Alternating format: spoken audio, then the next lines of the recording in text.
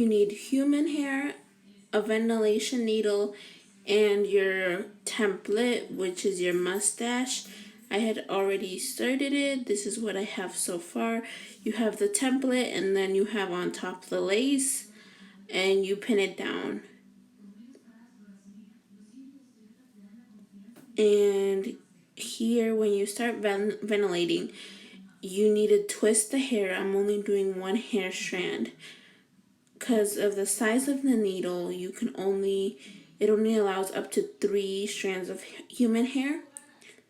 So you need to put the needle through the lace. Make sure it's only one hole though, and then you loop. The needle has a hook where you put the hair through, and then you loop it through the lace to make a V.